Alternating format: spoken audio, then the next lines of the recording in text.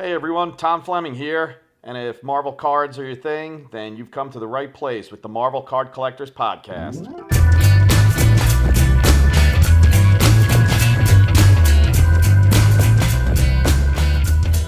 Hello, everybody. My name is Ian Taylor, and you are listening to the Marvel Card Collectors Podcast, your weekly digest of hobby goodness.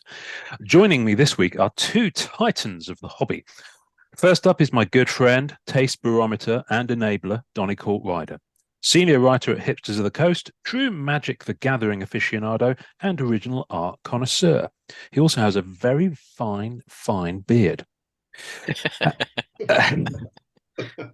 You knew I was going to mention that, didn't you? I knew it. I knew it Yeah, was you coming. knew I was going to. Yeah, you knew it was coming. We got it out of the way early. As I'm too much of a shy, retiring English wallflower to tackle this solo, Donny joins me to interview one of the most creative Flemings in history. And no, I don't mean that Ian bloke who wrote the Bond books and who's been dead for years. I am, of course, talking about the award-winning artist Tom Fleming, who has created some incredible original art for Fleer Ultra Spider-Man, X-Men, and now the new Fleer Ultra Avengers set, or FUA, as we are contractually obligated to call it on this show. Welcome to you both. I got through it. I've been crafting that all morning. You did good. Thanks, Ian. Yeah. We're glad to be here this morning and stuff. And I apologize for the lack of beautiful beard, but we'll proceed. We can listen. Someone out there will probably take a still frame of this and Photoshop it. So we'll give away a prize. We'll give away a prize for that. I'm not sure what the prize will be. It'll be like one of those Marvel no prizes from back in the day. Yeah, right. So Donny, you've been on here before. Tom, this is your first time. And Tom, I know we've been wanting to talk to you for absolutely ages, but schedules, and you wanted to wait until Fleer Ultra Avengers was coming, so we'd have something to talk about. So here we are, because it has dropped this past week. And Donny, you've even opened some, haven't you? I have. Yep. I picked up some boxes on Friday night. I've opened 3 of the 4 so far. I've got some of Tom's cards that we can look at in a little bit once we get going. I think I have all of them, almost all of them in the base, and then 1 green. So we'll take a closer look at those. Good. All right. Well, Tom, I'm gonna go back in time a little bit, because I can't assume that everyone on our show. Sorry, I've just dribbled water all over the place. I've got a drinking problem, and we're only a few minutes in the show. I can't assume that everyone's going to know who you are, even though you're probably thinking, "How dare they?" So absolutely not. Assume one of these two scenarios, if you will. Either we just met in a bar and the evening is young, or that you're in a job interview. So what I want to know is how do you get here? What's the Tom Fleming origin story, Tom? Because I've looked at your Wikipedia, which I'm sure was probably riddled with errors. So I don't want to assume that everything written there is written there. But where did you? Because you're a professional artist, aren't you? This is a full-time gig for you, yeah? Yes, it is. Yep. Yeah. So where did you kind of start from? Where do you get to Marvel? How does Tom Fleming become an artist and then get to Marvel trading cards? Okay, so little interesting. From the very beginning, of course, went to Syracuse University, studied in their School of Visual Arts program, and that's where I met my buddy Dave DeVries, who everybody on this podcast probably is familiar with. Oh, yes. Graduated from Syracuse, and then you're told in art school, that you're taught how to draw and paint and all that kind of stuff, but they don't teach you how to run a business. So you get out of college, they say, good luck with everything, and then you're kind of like, what now? What do I do? And I graduated at a time that was probably the worst time in history to graduate from art school, because it was right on the cusp of the computer age, where everything went from old school of literally just like taking snapshots of your work and putting them in an envelope, sending them to art directors.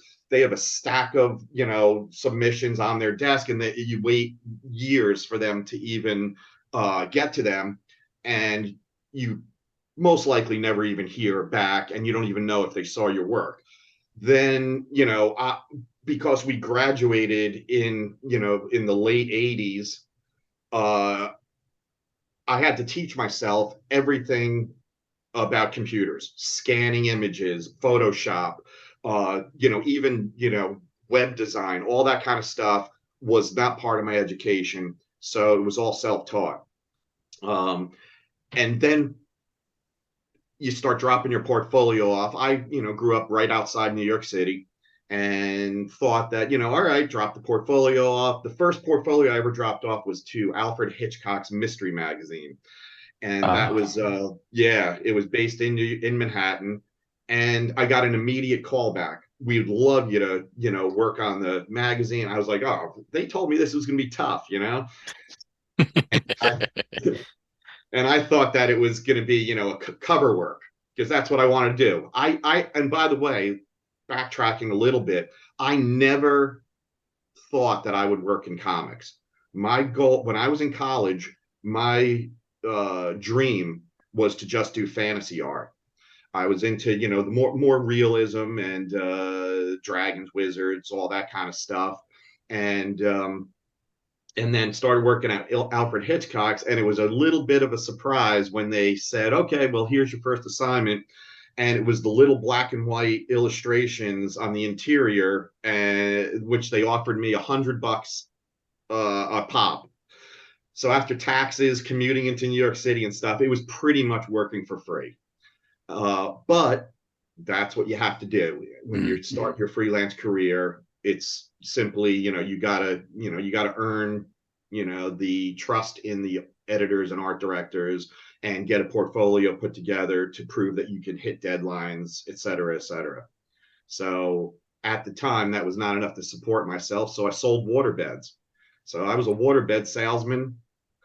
And and that if back in the day when water beds were popular, even at their most popular, it's not like the store was bustling with customers. So I would sit there and paint the Alfred Hitchcock illustrations at work, while at my desk there. So it was actually okay. I was only 22 years old, 23 years old, and it was a start. And then I answered an ad in the New York Times and landed a job designing the costumes and designing logos, costumes, creating the characters, and doing all the merchandise illustration for the World Wrestling Federation. And cool. And that's a whole nother story. That at the time, I was not a wrestling fan. I did not know pretty much anything about wrestling, and I knew who Andre the Giant and Hulk Hogan were, and that's about it. And then the next thing I know, I thought that it was just going to be a single job of doing the background to a poster, and a decade went by where at this point, I had no idea that pretty much the most significant work that I've ever done in pop culture was the work that I did in the 90s, which is now known as the golden age of wrestling. And now the characters that I created and designed are now in the Wrestling Hall of Fame. And they're still putting action figures out of those characters. And it's been a really wonderful kind of full circle thing for me that happened during COVID, actually, during the shutdown. Nobody knew that I did any of that work. Wow. And so during COVID, when all the conventions shut down, I had to kind of figure out ways to make up for that income. And one of the ways that I started doing that was reaching out to Facebook groups and sharing my work.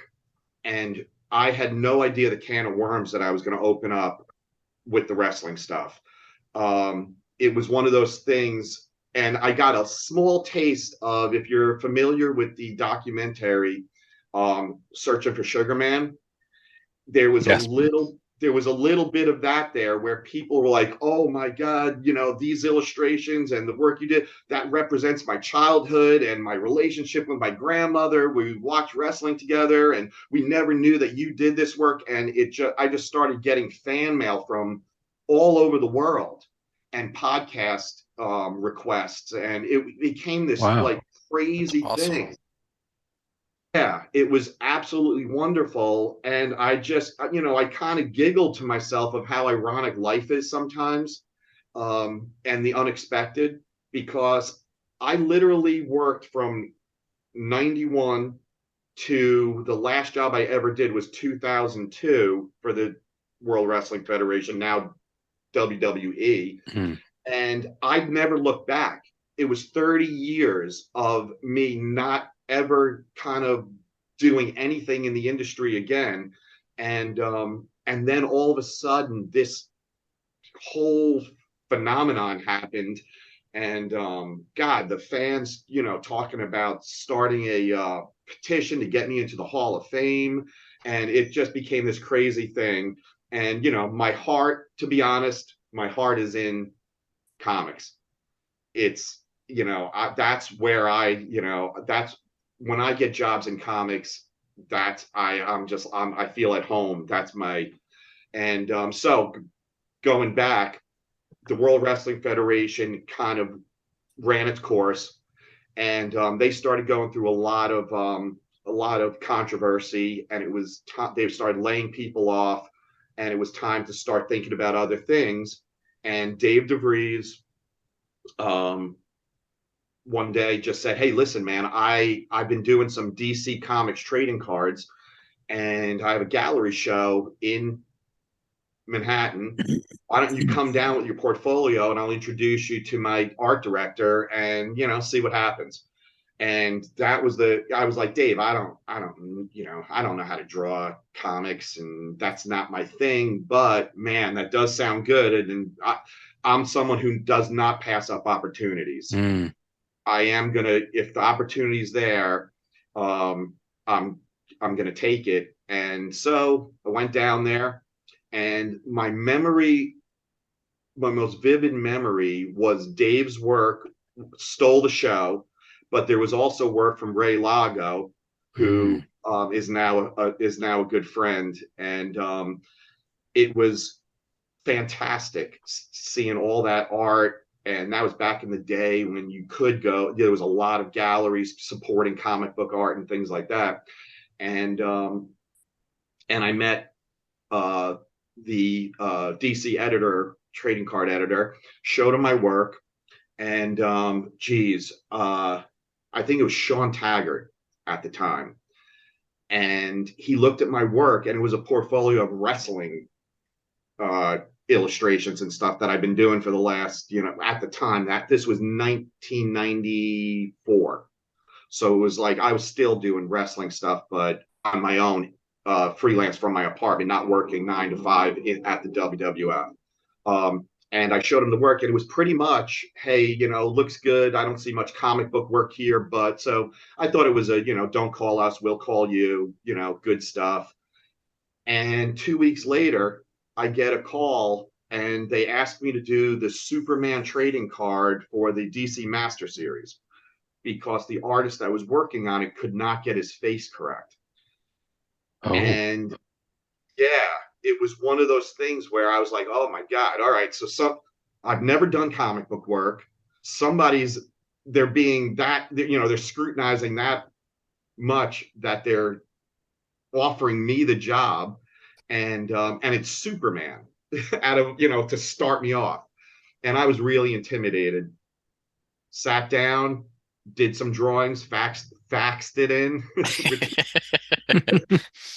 I mean, I know I'm really aging myself here, but yeah, faxed it in, and they immediately were like, "Love it, proceed." The only difference was, because I've never done comic book work, they had Kerry Gamel do thumbnails of the poses, and then I worked from thumbnails. And it was the Superman Doomsday card during the death of Superman. So it was like crazy significant, which I was just super thrilled to work, get comic book work. And the project went really well. They immediately approved the painting. And then they offered me 3 more cards during the Death of Superman, the Superman Platinum series. They gave me the Doomsday card. I did the Death of Superman card, and it was just all of a sudden I was like, wow, I'm doing comic book work. There you go. Oh, that, yep, nice. All There's right. your Doomsday, and that's signed as well by you, apparently, according to this eBay listing. Yes, it is. All right. Yeah. So, that Doomsday card actually was a little funny story attached to it. I pulled an all-nighter for that one because I wanted to, and the card printed a little bleached out, but when I finished it, I was really happy with it. I lived right outside New York City, pulled an all-nighter, was absolutely exhausted, but at the time I used to drive into DC Comics and hand deliver the paintings to them. And all I had to do was take a shower, drive it in, and the job was done. And in the shower, I was so tired. While I was shaving, I fell asleep and shaved half my eyebrow off. Oh.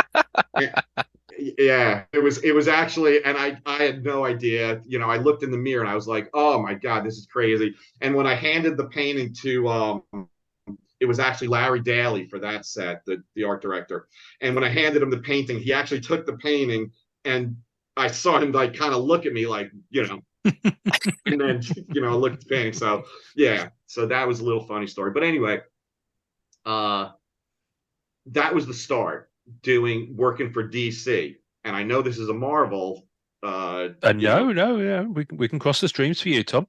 And we're about to. So at the time, the Fleer Ultra X-Men set was coming out.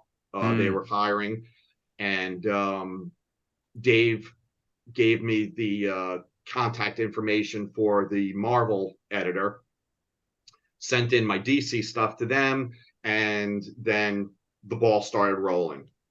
The first card that I ever did for Marvel was the character Forearm, and obscure, pretty much doesn't even exist anymore, I don't think. Yeah. But it was my opportunity to take that character, and basically Forearm was a combination of Hercules and the Hulk. Gotcha. And and take advantage, because the Hulk being pretty much at the top of my list of characters that, as I'm wearing my Rom shirt, Rom and the Hulk were my 2 favorite characters. With Moon Knight being a close third when I was a kid. Mm. And I basically was like, Forearm, Mutant Liberation Front, apparently. Yep, there it is. Yep. I've just found it. I knew, I had a suspicion that the DNA of your work kind of spanned Fleer Ultra from the 90s, like the OG stuff and the modern stuff, but I hadn't spotted it on the checklist. So thank you for pointing it out. I think it's because fantastic. of the character. Yeah. Yeah, that one kind of disappeared. I mean, let's face it, the character is not sought after. No. we can bring him back. We can really push for that. Let's see if we can get Forearm back. Yeah, if anything, people mistake him for, I think there was a Mortal Kombat character that looked very similar to him. Gotcha. But yeah, it was they absolutely loved that painting, and it wound up getting me an Incredible Hulk Sega Genesis Super Nintendo cover that I finished the project, got paid, and they canceled the project. There it is. Yep. So the Hulk project never actually was released to the public, but it was still, when you do work as a freelancer, that's your goal, is for things to snowball and one job lead to the other, and that's what was happening. But yeah, I still like that painting. It was one of there was a lot of pressure because it was the first Marvel job ever. Yeah. And it was a fun, it was a fun painting. It's a great painting. It's great. I love it. Like some stuff like this is my favorite, when an artist takes a character that maybe nobody really knows about and just knocks it out of the park and does something really cool that nobody else has done or probably will do again. That's great. I've never seen that. Yeah, and that's what you want to do when you're an unknown and you get these assignments where, there, of course, I don't even know why or what. I got lucky with the Superman card right off the bat with DC, but I knew that, with Marvel and stuff, it was going to take a while before they started giving me, the significant characters and stuff. And that's what you want to do. There's an integrity that's very important, where I don't care what the character is. I want it to leave my studio and be at a certain level, because it represents, let's face it, we put out that stuff to the public, and you have to have a thick skin. There's there's some haters out there, and and I'm fine with that. Everybody, you can take everybody has an opinion, and you don't have to let it personally affect you, because that's just the way it works. And YouTube is notorious for the comments, and and the age. There's an age spectrum on YouTube that you can literally tell it's a 13-year-old that's and you just got to let that go. Yeah, if everyone liked the same thing, it'd be boring. But then you add in social media, and it becomes a whole different thing. Yeah, whole different thing. I've been really fortunate. I have to say, for the most part, everybody's been pretty wonderful on social media. And this Avenger set, which we'll get to, is the first time that I caught some slack with the social media scene, and I'll get to that. So basically, with the trading card stuff, DC stuff leading into Marvel, building up some confidence with art directors and editors. And the problem with working in the trading card industry is there's a very frequent turnover of art directors and editors, and they stay for a short period of time and then move on. And as a freelancer, you have to hope that they pass on their list of their stable of artists and you're part of it, or you have to start over. And that's rough as a freelancer, as a young freelancer.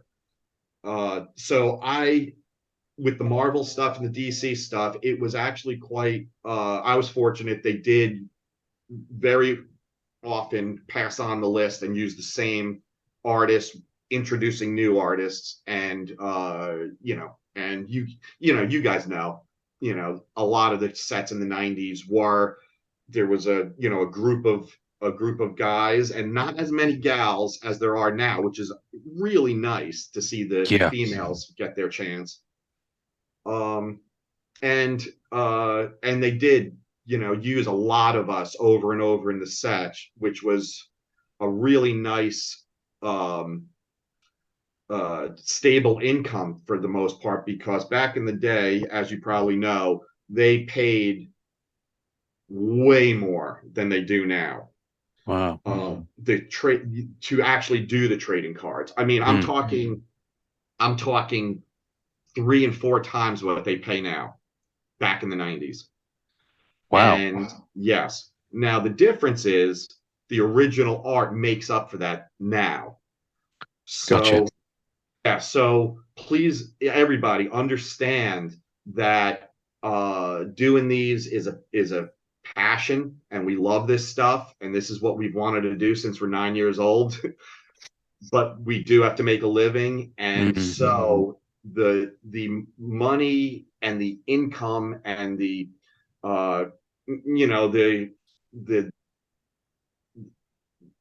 career is now, with the trading cards, is now based in the original art. Yeah. It's interesting. So I'm just looking, you're saying about the team that's around you. And if I just look, excuse me, just on that subset, the Mutant Liberation Front, you've got Peter Scanlon, you've got your good self, you've got Dimitris Patelis, you've got Luis Perez, who's still working on cards. On the next team up, you've got John Romita Sr., then you've got Ray Largo, then you've got Boris, got Nelson, it's Greg and Tim Hildebrandt, Glenn Fabry. I mean, the list is just,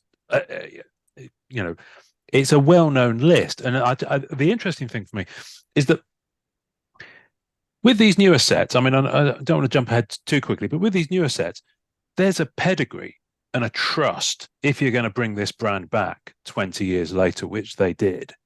Yep. By having you guys on board. And so many of those OG cats are back, which must be in itself a calling card, for you to have had that 90s and now.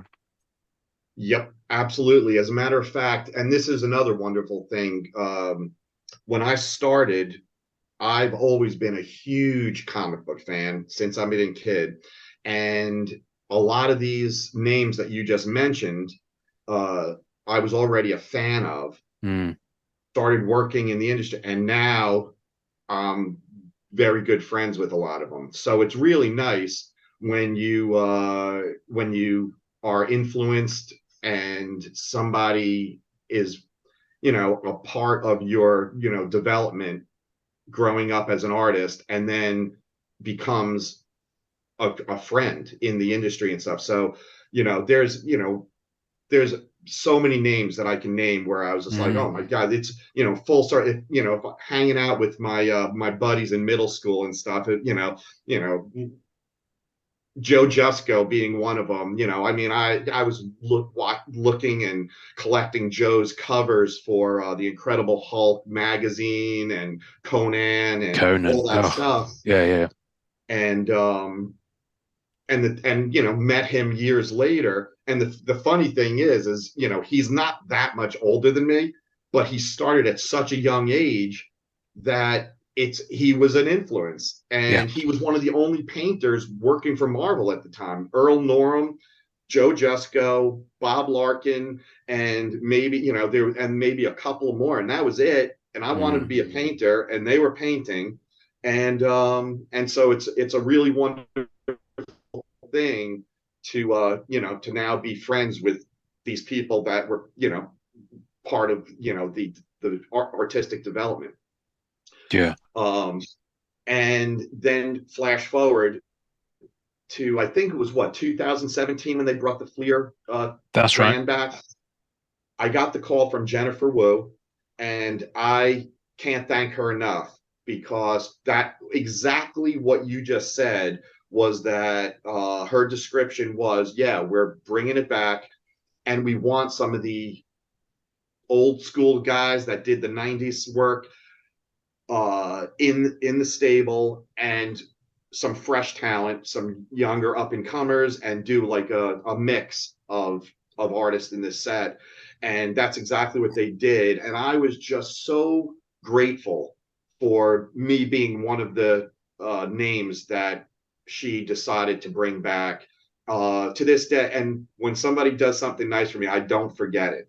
I really am grateful for anybody that's kind to me. And so Jennifer, I can't thank her enough. And it started a whole new thing with all these the new generation of trading cards.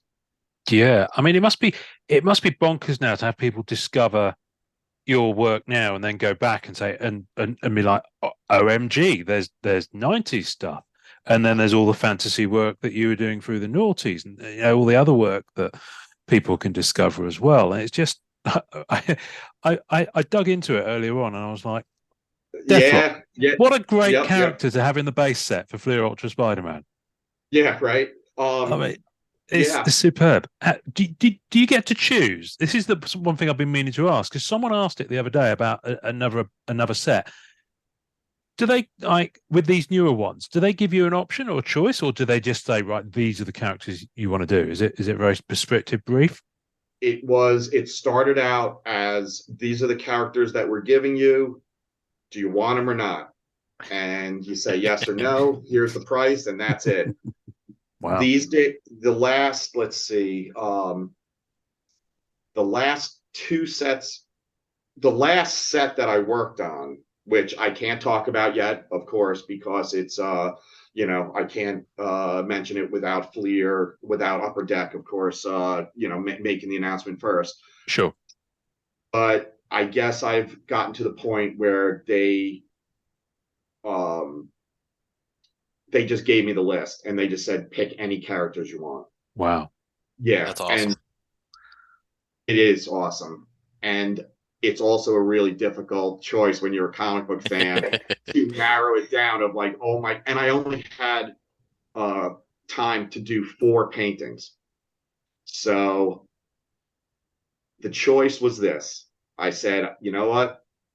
I'm gonna pick characters from my childhood and my brother's childhood, and I'm gonna do my 2 favorites and my brother's 2 favorites. And so yeah, it was a tough one. But yeah, so now to answer the actual question, it's they let me choose, and in the last couple of sets, but for the most part, they tell you this is the characters that we have. Are you interested? Especially in the X-Men set that I did, they had all the original X-Men, and that was a super fun set to do. All the original, the Brotherhood of Evil Mutants and the original X-Men. The old yellow and black suit. Well, let's go back to Fleer Archer Spider-Man, because I just want to pause and just check out some of this art. So I'm going to share my screen again, because Sure. it's probably better than me holding up a tiny card. Let's start with that Deathlock so that people can get a better look at it, because I can't remember I've read much Deathlock, but one of my favorite Deathlocks I've seen was Joe Driscoll did a cover of a 4-issue prestige format Deathlock series back in the 90s, and I discovered that cover about the same time as I saw this piece here. In fact, I think it might have been this card sent me down a rabbit hole of Google Images, and then I saw the Joe one, and then promptly eBayed it and got the 4-issue prestige in, and properly sort of dug in and got into the character a little bit.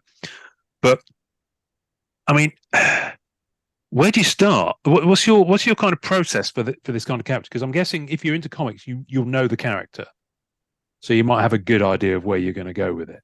Yeah, as a matter of fact, this set, I off the top of my head, I forget what the other. I think I did like 4 cards in this set. You did. I've got. You did Wolverine, who I've got also ready to show. You did Back in Black, so it's Spider-Man black suit, and you did Adam Warlock. That's okay. So good. This goes right back to the last question. This I think was the first set that they gave me the list and they let me choose my characters. So I've always wanted to do Wolverine. So that was number 1. Number 2, I wanted to do Spider-Man, but I absolutely hate painting that webbing. Oh, I've heard that from so many people. Oh my God, it's and ironically, it's like one of my number 1 cards in this new Avengers set.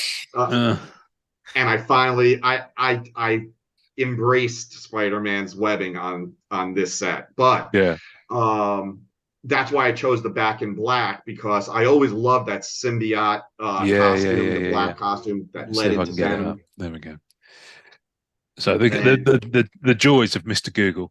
Apologies, this is behind the scenes. I should have got this ready. That's the one. We'll go with that version, because it's not the best. In the world image, but you get that. It's the tiniest image possible, but you get it. Yeah, it's pretty muted. But I was really into that because it gives you a chance to paint Spider-Man with more of a gothic kind of darker feel. So I really enjoyed that. And then Deathlock and Adam Warlock. Those 2 were 2 favorites as a kid that were more obscure characters. Not many people really knew who they were. But they were characters that I always wanted to paint. Adam Warlock being one of the top. and my request. It was the first time that I felt comfortable with. They gave me a newer version of Adam Warlock to paint, and it was the first time that I ever had the courage to say, hey, I love this character, but can I paint the Jim Starlin version? I was a huge Jim Starlin fan when he was doing Dreadstar and Adam Warlock back in the day, and I wanted to do the Jim Starlin costume. So they were gracious enough to say, you know what, do your thing. Yep. And I loved painting, working on this project here, doing, that whole kind of Starfield background. Oh, it's and beautiful. So that was a really fun set to work on. I had a great time on that set. Tell us a little bit about the this is probably a really dull question because it's not really artistic question. How many cards did you have to sign? Because they've got the signed versions of them as well, haven't they? Yeah, it's geez, was it about 50 of each, 49 or something? Yeah, that's it. Yes, that's exact. Yes, it's somewhere between 48 and 50 of each one. Yeah, I think it's 50 of each one, and multiply that by 9 in this set that's out now. And oh wow, yeah, there's it. Yeah, you have to sit down and really crank them out. But at the same time, you have to, and this goes into this story that I was talking about where I caught some slack on social media. I'm very careful when I sign the cards because there is a lot of collectors that say, oh, I got these cards and they're damaged in the pack and stuff. And when you're signing hundreds of cards at the time, it is impossible to literally sign and place each one, but you have to be careful enough to sign and put them aside, and you layer them so that the paint can dry and they're not touching each other and it doesn't smear. But I made the mistake of signing and having the table full of them, done very carefully. But I took a picture of the table because it was I remember cool. This. And oh my God, the collectors started going. I'll save the profanity, but I know why my cards show up with the dented corners, and there's no defending that because I can say all day long how careful I am, but they have their perception and whatever they're gonna think, and so I was like, oh my God, and I prematurely posted it, and all of a sudden I'm taking down the pictures and scrambling. Upper Deck is texting me, Tom, you're like, oh my God, what are you doing? So yeah, goodness me. But the signing, I remember back in the day when I was a collector and stuff and getting a signed image of my favorite artists and stuff, and they didn't have the actual signed cards in the packs back then. So it must be a really cool thing to open a pack and get a signed card. Yeah, it is pretty special. Donny, have you got any of the signed masterpieces? Yes. Let me grab 2020. one. Yeah, I have one of the Ultra Avengers too. I opened one yesterday. I can grab one of those. Oh yeah, the new set too. Yeah, well, let's grab that. The spare a thought for poor Peach Momoko, whose base set was 90 cards, and there were 120 of each that she signed. It's crazy. It's which is a huge number actually, because everything is. One of the interesting things that you may have seen between then and now, and an Upper Deck specifically have very much doubled down on this since COVID, is the fact that everything is serial numbered now. Yeah, there's so many serial number cards. So obviously the signed ones, pretty sure they're all serial numbered, and it's hard numbered, so they'll be numbered by the time you get it. So it's kind of got a double whammy for a collector. If you get a serial numbered card, it's always a nice thing, especially if you're into that and if you're into the set. But then if it's got a signature on as well, I can appreciate the appeal of it. So thank you for your service on doing all those signatures. This is one from the new set, and he signed it right along the foil parallel, which is really nice. Wow. Okay. Who signed that?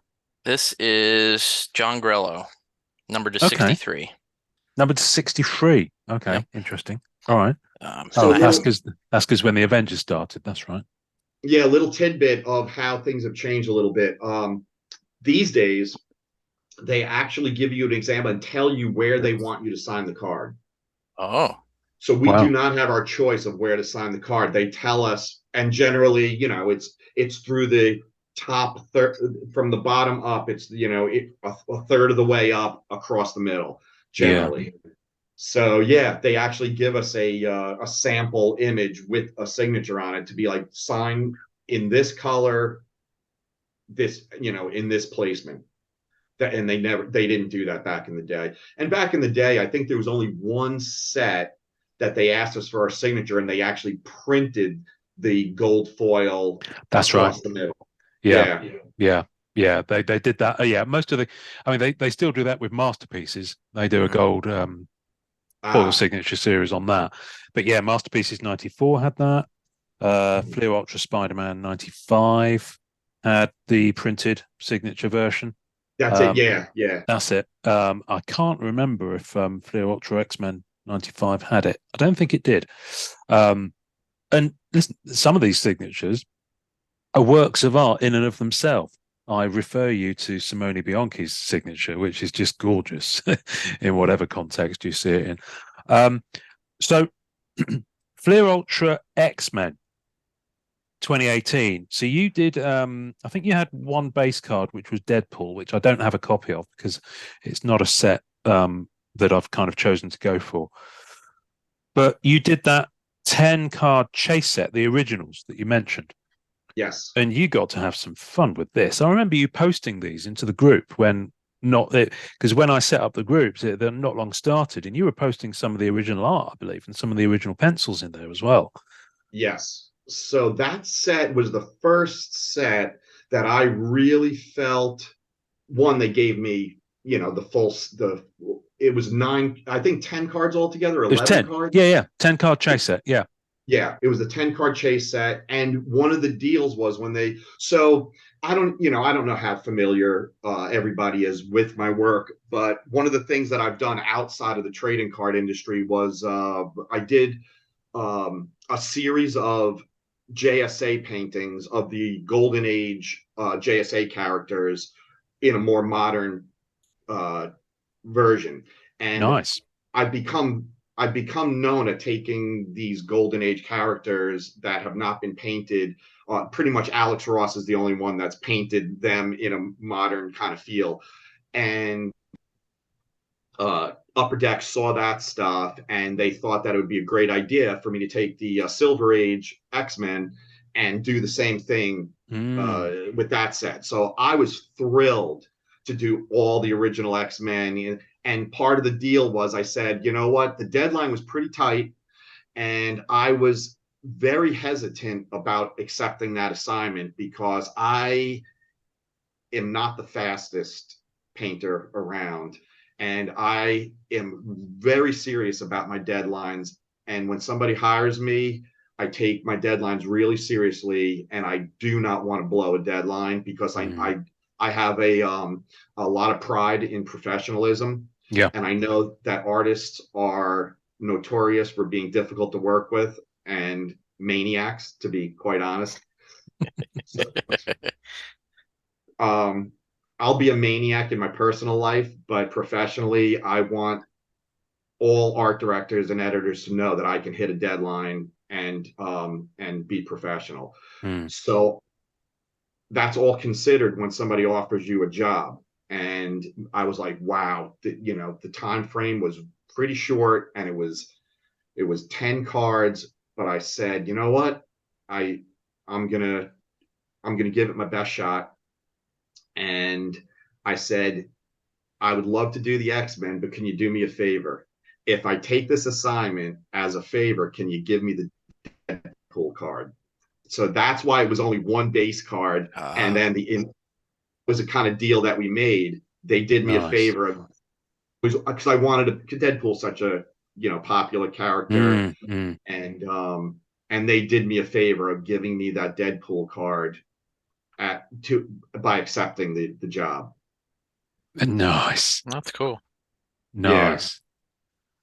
Yeah. I'm just gonna get that Deadpool image up because I couldn't actually. You see, I keep getting these whenever I Google Deadpool, it always seems to bring up the PMGs. Here we go. This is actually from your Facebook page. Let's get this on the screen so that folks can.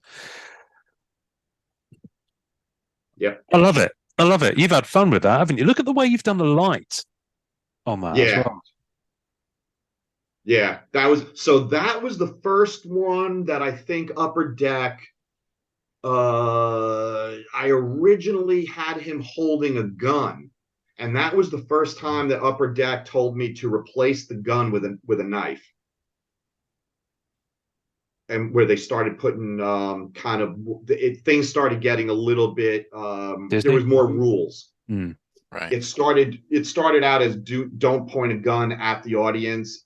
If you're going to use a gun, it's got to be pointed up and away. Then this one, they actually said, replace the gun with a knife. Interesting. That works. Like it. Yeah, a lot of that was like kind of like, hey, let's have fun with the anatomy. Yeah. No, that's great. Sorry, there's a momentary silence while we just take in the image. Yeah. Which is great. Do you on the originals for these, have you so you obviously got to keep them. Have you since sold them on? I have sold, they sell pretty quick. I've sold every one of my trading card originals with the exception of this Avenger set. This Avenger set was an exception where I sold 3 out of the 9, and I still have 6 left, which I am going to start selling like very soon. Sure. And I still have the original to the 3x3. Right. Okay. Yeah. Yeah. Now that's 3x3. Now that's quite a tell us about the conversation about that 3x3, because I've seen you comment elsewhere in the last few days that was quite a tight time limit.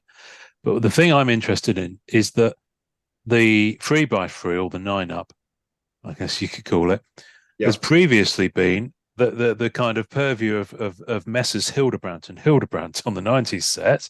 Yeah. And then, of course, Greg did the 9-up for Fleer Ultra X-Men 2018. So how's it feel to be taking that mantle? Okay, so that is part of this story. And this story is, man, okay, so I finished the 9 base cards.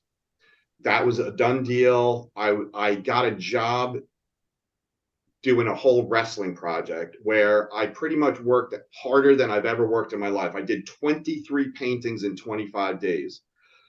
I was burnt out, shot, ready to go on vacation, and Upper Deck gets in touch with me and says, we're having issues with a project. We need you to pinch hit. Would you be interested in doing a project with, I think it's 11 characters in that painting? And they offered me the price to compensate, because they said the catch is this: we need it in 10 days. Oh my God. And then they sent me the examples of what it was, and I was familiar because I'm a fan of Tim and Greg. And when I saw what it was, I was like, okay, if somebody, first of all, I barely do 1 trading card in 10 days. Like, that's just, it seemed impossible. But the thing that was the one, it was a job that I couldn't turn down. I was like, they are trusting me to take the mantle, as you referred to it, from the Hildebrandts, from Greg, And I was so honored, and I don't back down from challenges.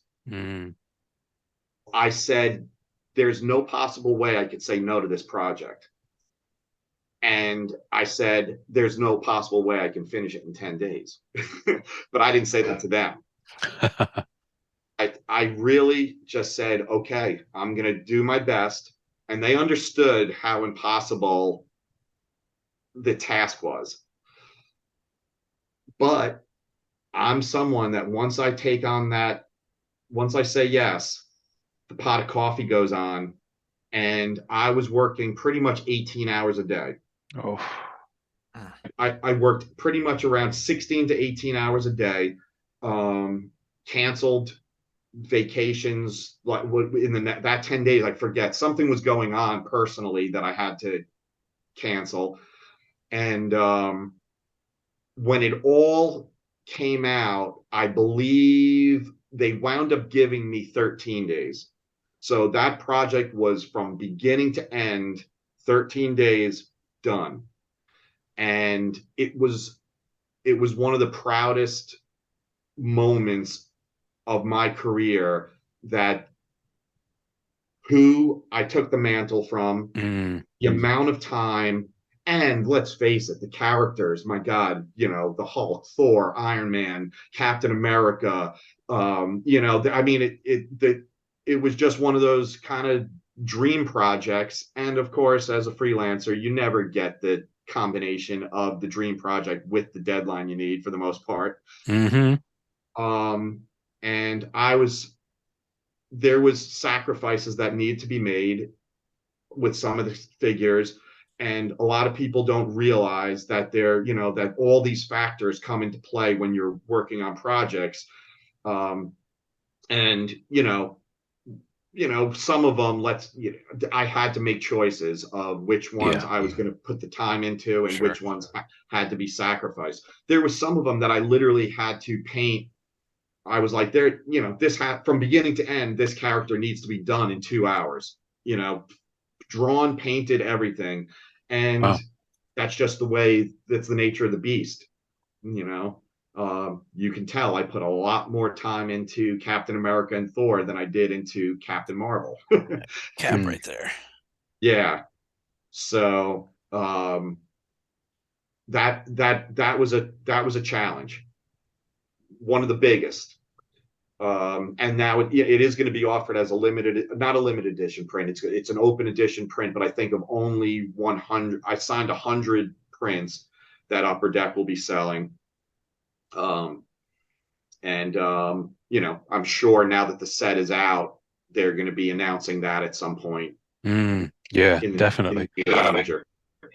They've given you the rainbow foil treatment as well with the cards. So Donny, you've got some of these in hand. So let's just have a look at this, because not everyone gets a rainbow foil treatment on their cards. So I'm unfamiliar with this. I'm unfamiliar with the technicalities of the trading card, the way the sets come out, and the rainbow foils and things like that, the rarity. So tell me what, I want to know what I should be honored about, and what is the rainbow foil? Well, let's go to the puzzle pieces, Donny, because they're the ones on rainbow foil. So basically with this one, rainbow foil is if I get it in the camera. It's very difficult to catch unless it's in hand. It's beautiful because as you move it, you have literally almost the rainbow effect in the colors and the way it reflects in the foil board. So to have that, and if I'm right, that's thick stock, isn't it, Donny? It is. It's 779 point, I think. Yeah. So to have that in hand, what they did with Fleer Ultra, both of them actually, but Fleer Ultra Spider-Man is the one I'm more familiar with. You could combine on ePack. So when you bought it through their digital platform, the cards are physical; they're just sat in a warehouse somewhere. But on that platform, you can combine 100 of the base card, and you will get a rainbow foil parallel of them. Now, because of how much effort that takes, they wouldn't have printed that many rainbow foil parallels, but you can get a rainbow foil parallel of your Deathlock, for example. Now, this is just a regular base card, but the rainbow foil version, there'll be very, very few of them out there, because not everyone would have gone through that chase. And they are just stunning in hand. I mean, my character's Black Cat, so I have the Black Cat version of it, and also there was a web foil version where they had foil webbing around the character.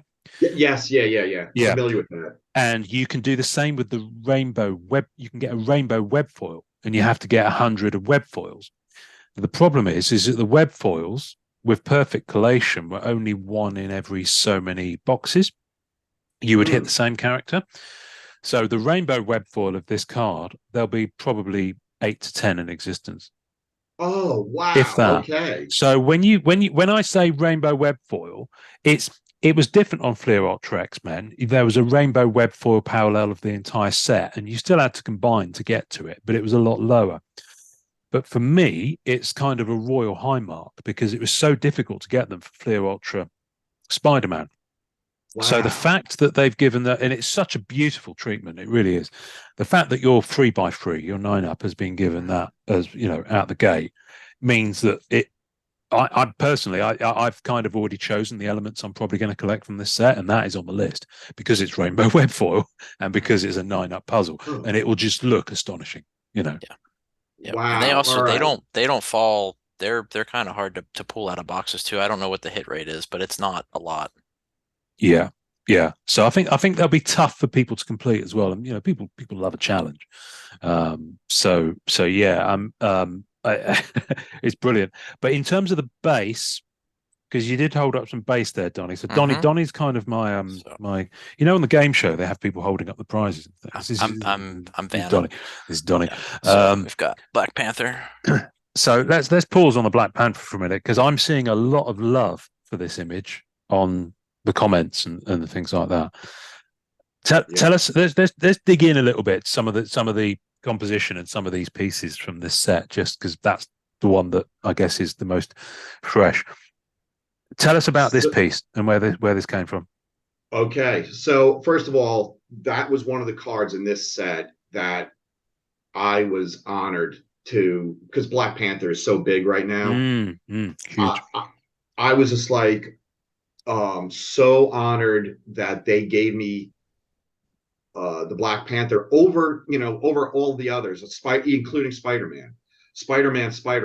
But the Black Panther was such a relevant character right now that's when I realized how much faith and trust that Upper Deck had in me at this point. So that lends itself to some pressure of, I've never painted Black Panther before.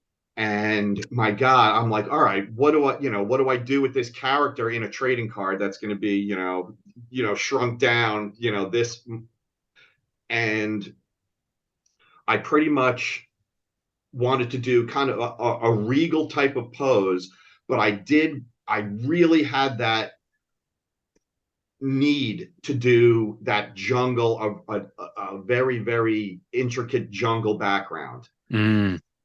So you really lead into the background on this one too, Tom, which, I mean, not that you don't normally paint backgrounds, but you can tell that it was definitely something you wanted a part of. Exactly. Exactly. I usually, because of deadline issues, I don't usually, but this was an exception where I was like, I have to do this character justice. I've been I love the character Black Panther way back in to Jack Kirby when he was drawing the series. It was one of the first series that I really embraced and collected, issue number 1 through whatever the last one was, and then started looking at Marvel premieres and all the ones that Black Panther appeared in before. So I love this character, and that's hence the detail in the background to, it's not just about the character sometimes it is about the overall feel of the card. So I hope I did the character justice. I am getting a lot of love for it. So it definitely has that. It definitely evokes royalty just with the gold and the positioning of it. I love it. I really like it. It's interesting. there are two schools of love with Black Panther, those who like the cape and those who don't like the cape. And of course, the cape was always kind of OG from back when it came out. But so yeah, I like that. It feels like he's kind of got his regal kind of outfit going on there. It's lovely. Yeah, regal is actually the word that I had in mind. And this is, I didn't have an option of which costume. They told me it was this version. Gotcha. With this gold work and the cape. They wanted this version, and that's what I had to go with, which I'm totally fine with. That's great. I'm just kind of, there's so much detail in the jungle going on there that it's just great. One of the interesting things with this set, Donny, hold up the Black Panther base card again, if you don't mind. So there's been, and I haven't got any of these in hand yet. My box is on the way. I've got some blasters coming as well. How they're doing the parallels of them. So I think that's a base one. What color is the foiling on that? Is it gold? It's a silver foil. It's a silver foil. Yeah. So obviously they've kind of cut some of the background to put that foiling in, and that's a little bit. There's a little bit of a storm about that amongst collectors, because some of them are very purist in the way that the previous Fleer Ultra sets were done, in that the foiling was very much augmenting and not removing some of the background. But on this one, they've clearly made a style choice to actually do the foiling in that way, which I kind of don't want to prejudice having them in hands. I don't think I'm a fan of it, but I might feel differently when I've got the card. But the different parallels of it, my understanding is that the foiling is different. Donny, yeah. So right? Yeah, the next one we can talk about is the Vision. This is a green. So the greens fall every 1.5 packs. But Tom, this was one of the first images that came out for the set, right? Didn't they use this to promote it? That's right. Yes.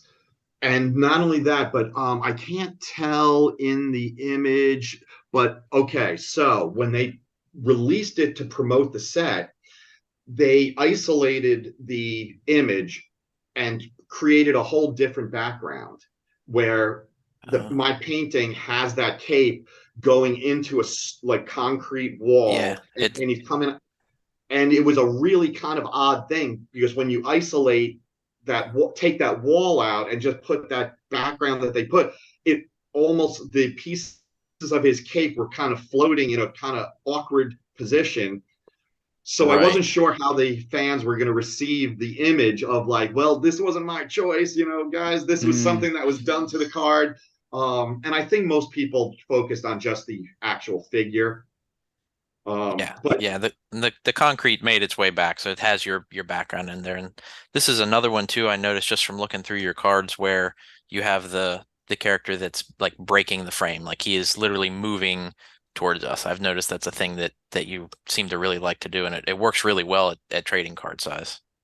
Yeah, and that I will 100% give credit to my buddy Dave DeVries, who was masterful at creating that forced perspective and pretty much the in-your-face kind of feel.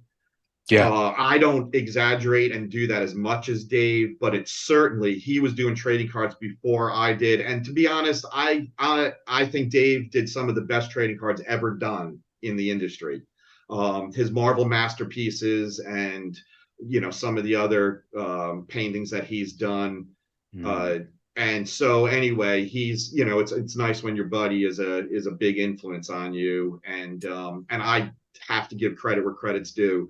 The perspective thing was definitely originally from my respect and admiration of the way Dave handled trading cards. I would say on that point, just if anyone's not heard it, go back and check out episode 4, because Dave walks us through the perspective and the design of his Namor card from Marvel Masterpieces.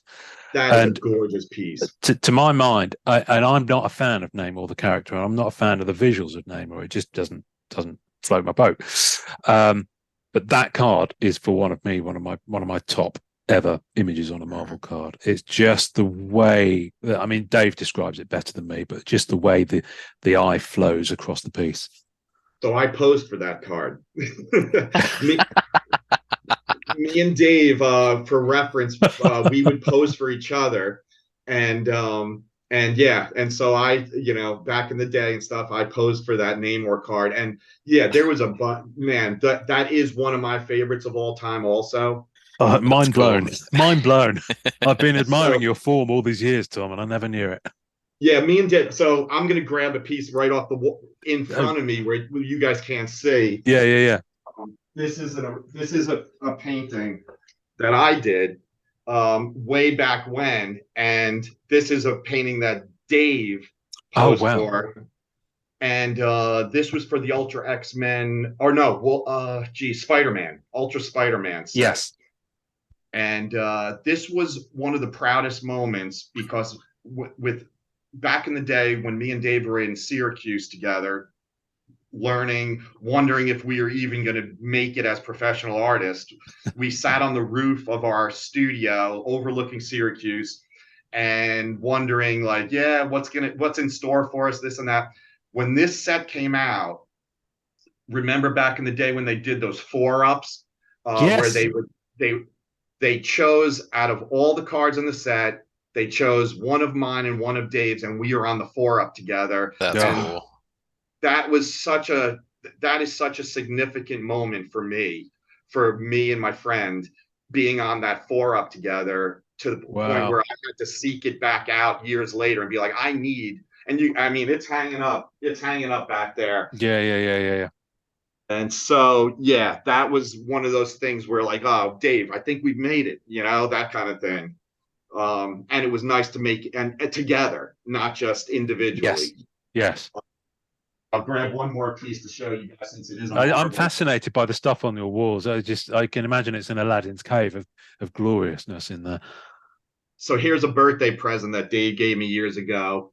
It's his Marvel masterpiece Thor painting. Oh wow.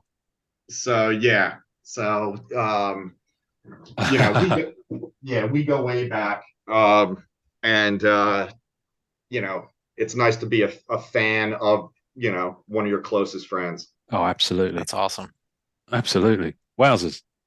Sorry, my mind's blown now by that. See, this is why, all right, what you've just said is why, one of the reasons why we do this podcast, is because that kind of history, that old history, that tidbit of information is DNA. It just adds so much color and value to the experience of owning the cards for collectors. So, it's which is when we spoke to Greg, when we spoke to Julian Boris, they've all got these little stories about how things came together, and there's this patchwork of DNA where they all cross. And you've just revealed another one. Yeah, without a doubt. So yeah, one of these days it would be really fun. It would be really fun to show our photo reference with the paintings. And me and Dave used to actually do appearances at universities and conventions, university, things like that. And we used to do a dueling slideshow.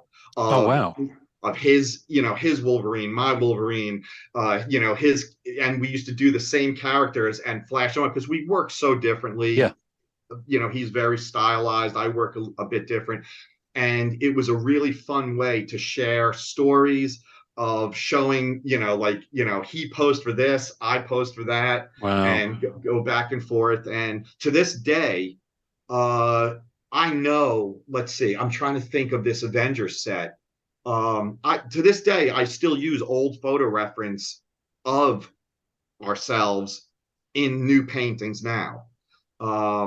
And off the top of my head, I'm trying to think if I used any on the new paintings, but some of the shots were so good. It's all in there. It's all in there. Yeah. Yes. So yeah, there's Dave DNA in the set. That's it. That's enough for me. Take my money now. What's the what else have you got there, Donny? Because Donny's We've got got pretty much all of yours there. I do, yeah. I did. Out of the three boxes, there was one of each. I really like this one, and it goes back to the Force perspective. It's kind of an obscure character in Spectrum, Monica Rambeau, Oh that showed wow, up in yeah, WandaVision. yeah. But Wonderful. I love this painting because you feel like you're this tall looking up at her after she like just landed, and I love a good depiction of an obscure character and somebody doing something new and fresh. Okay, so that is an awesome thing to hear from me because out of all the characters that I painted in this set, this was the least familiar that I was with. This character I was very unfamiliar with. I was more familiar with her, the older look that they had of her Mm. with the headband and the longer, darker hair. But this is the version that they requested. And I'll be honest, that painting was the last one that I did in the set, and it wasn't real close to me. I wanted to just get it done because the deadline, all I was exhausted from doing the set, and the integrity kicks back in of I can't, I don't want to let anything leave the studio, subpar. And I was worried about this one because I did that painting was a 1 day painting. And when I start getting positive feedback on on a painting that I questioned, did I let something leave the studio that, and so with by you saying that, that reassures me like, all right, I'm good. Yeah, no, Like, I really like that one. It and not awesome. I like them all, but it was for I look at a lot of artwork, so when something jumps out and like, hey, that's different. That I and it's super simple, but it does what it needs to do. Like it works big and it works small, and it's got everything going for it. I think you really did, even if it didn't feel good at the time. It's you did it well. It's well, yeah, well, I can't tell you how much I appreciate that. It's not that I didn't feel it. It was one of those things where after I did the 8 other paintings, Right. and it's just when the deadline is approaching and the stress of the deadline, Sure. and you're at the end of the project, your mortgage is due, and we have a 60-day wait on getting paid for this stuff. It's one of there's a lot of factors that work in, Sure. and you there are times where you just want to finish up the project, but you still have to, deliver. Mm. So um like I said, I was questioning, did I let that one go a little bit, and it's fantastic to hear that that wasn't the case. So it's not yeah, it just was a character that I was unfamiliar with. It's not that I didn't care about it and didn't want to do a good job on it. I just don't know that I just didn't know the Sure. character. And then the other one was Star, Star brand, yeah. It's, which I wasn't familiar. You see, Yeah, like I said, that, I haven't seen all of the cards yet, so this is literally th my first time seeing this artwork. there's a oh, lot really? of there's a lot of really deep cuts and obscure like even like the Novar auto that I opened. I'm like, I don't know who that is. I've literally never heard of them before. So there's Now, there's Yeah. a there's a lot of interesting, you know, deeper cut characters. now Starbrand for me, because I'm a bit I'm one of the few, the proud and the few New Universe fans. Ah, So I okay. remember the OG like John Byrne um, Starbrand from that run. Um, Yep. but that's a different visual, isn't it? That's from a different incarnation because the Starbrand actually can move from person to person. Correct. Yep. Yep. Yep. So who's that one?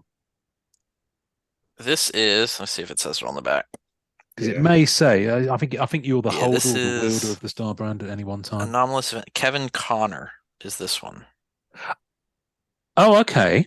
And he learned, okay, here it says Comic Universe. He learned his origins from ex Nihilo, who was in the 2020 masterpieces that Dave painted. Yes. Hmm. Um, revealed he was behind the White event, which occurred when he tried to make Earth sentient. Connor kept close and joined the Avengers. Wow. Okay. Yep. There's a whole lot of history there that I probably don't know. I need to go and get some reading done. And then who's next up? I think Tom, you told me this was your first one, right? She-Hulk? Was that the first painting you did? Of this set. Yep. Yeah. Yep. Yep. That's what I thought. So I love the character She-Hulk. I think, and I don't remember the timing of the TV show of when it came out. I think the TV show was recorded but didn't hit the air yet. So I wanted to do a character. I certainly needed a warm up, and I didn't want to jump right into Black Panther, Spider-Man, those two big ones immediately. So She-Hulk was one of those characters where I was like, this. I knew that I wanted to have her doing something with the tank, holding up a tank, and it was what I thought of as a warm up. And I'm getting some really good feedback on that one too. Yep. It's really cool. I had a good time. I had a lot of fun with that card. And it gave me, after doing that card, it really gave me some juice to look forward to, really diving into the project. I love it. I'm sure there's a push and pull too, Tom, isn't there, between like putting in the tank details and like you talked about with Black Panther, of being able to make it, read really well at a full size painting, but then also legible at trading card size too. Yeah, exactly. Yeah. So, and then there's always the challenge of keeping it simple enough where it reads as a tank, and then try finding some photo reference of the underside of a tank. Right. So you have to make up, and it's like it's a little challenging with getting the job done with deadline, and then also knowing that it's getting shrunk down to trading card size and still has to read clearly. Yeah. Wonderful. What's next? This is brilliant. Half of these I've seen, half of them I haven't. This is Tigra. Oh, now is it Tigra or Tigra? So I've always said Tigra. Okay. But there has never been a definitive answer. I don't actually know. Yeah, heard. I'm not sure. I don't mind either way. She looks cool. Yeah. So this one here, Tigra was a character that I've known forever, not very attached to, but I was known back in the day for doing a lot of pinup type of art, and this gave me a chance to get back into that kind of that pinup style. And still, the one thing that I do not want to do anymore is I don't want to do art that focuses just on the sexuality of the character. That's not that I did that thing back then and stuff. And now it's more about the character. So I wanted to create that pinup look, but really more focus on the elements of the character that make the stripes, the claws, the hair. And I wanted to create a mane like look. She's a cat, so I wanted to really exaggerate the hair to kind of look like a lion's mane. And have fun with it, and then still do that out of focus background that pops the character off. And I think you do a lot of female characters in your personal work too, don't you? I did. I do. Yes. With some of like the longer pieces that you've done, and that I know from IX, it's a lot of them, very dreamlike and storytelling. But it's cool to see that adapted over not just male superheroes. It's nice. Yeah, exactly. Yes, those my fine art pieces that I sell as giclées and things like that. Yeah, those are all female characters for the most part, and under various themes. Yep. You've just helped with another. I've never known how to pronounce that word. How did you pronounce it? Giclée? Giclée. Yes. Yeah, I've never known how to say that. I've always avoided. When you don't know how to pronounce a word, so you go out of your way to avoid saying it. Yeah. Yep. So yeah, giclée. It's basically French for inkjet. Okay. Fair enough. Yeah, a lot of so technically, and I stick very closely. I do not use the term giclée without the parameters of what a giclée is, and it's an archival process on archival medium with archival inks. It is actually not just an inkjet out of your printer. Right. So I'm when I use the word giclée with my art, it means that yes, those I'm sticking to what it actually is. I've learned something new today, which is brilliant because I've never understood that. So thank you. All I mean, right. I could have asked Donny because Donny knows all this stuff. Donny's into his fine art in a big way. What's next, Donny? Next, what we've got Falcon.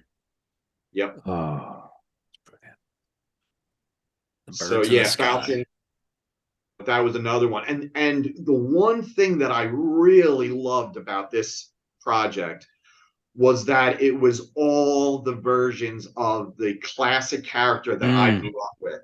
So there's a lot. I don't mind painting the more modern versions sometimes, but there's some, I mean, let's face it, if you get to paint the characters, the versions of the characters that, that when you were a kid, that influenced you as a kid, you're going to be more attached to it and put more into the project. And this set was that with all these characters. It was all the all the classic versions. And like this is Clint Barton in the Hawkeye costume, but there's also a Kate Bishop, and I think there's even bring it closer. Another Hawkeye card. But you see, this one is specifically Clint Barton. Yep. See, I love that. I love that perspective as well. The big moon in the background. Yeah. Just looking down the with the bow and the arrow as well. It's lovely.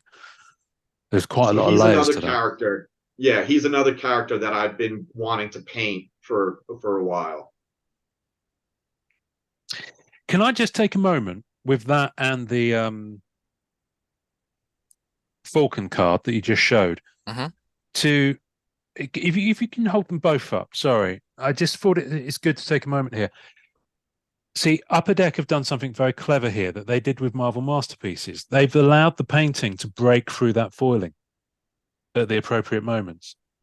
So they've not completely covered it up. So you've got the birds that are over the foil. They haven't gone over them with the foil. They've actually brought them forward, and they've done the same with the Hawkeye on the right there. So, whilst the stripes have their concerns, I think it's fairly safe to say that they've made that work. They've not completely just steamrolled it over the background of the character. Yeah, I wasn't sure I was going to like the stripes, but I really don't mind it having them. I mean, and then when you get to the parallels, it's going to make for an interesting looking rainbow. Yeah, I mind it less having seen you hold up more of them, if that makes sense. Yep.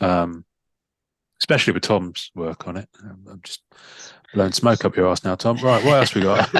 We have one more. Oh, that is Spider-Man. Yep.